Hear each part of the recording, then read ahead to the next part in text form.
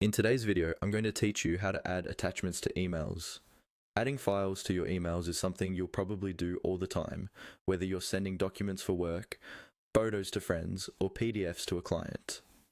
In this walkthrough, I'll show you how to do it using Gmail on a computer, and I'll point out a few small details to help you avoid common mistakes, like files not sending or bouncing back.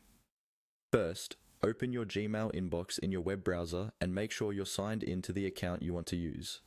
Once you're in your inbox, look toward the top left corner and click on the Compose button.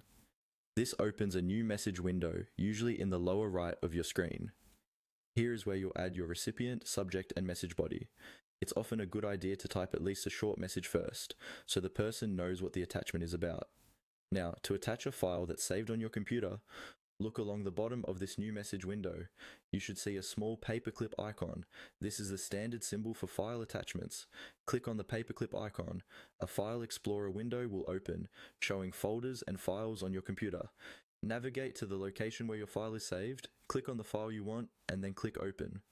Gmail will start uploading the file, and you'll see the attachment appear at the bottom of the email draft.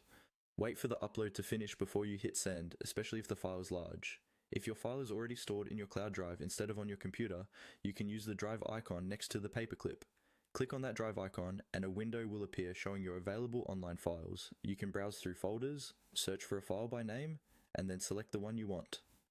After selecting it, follow the on-screen prompts.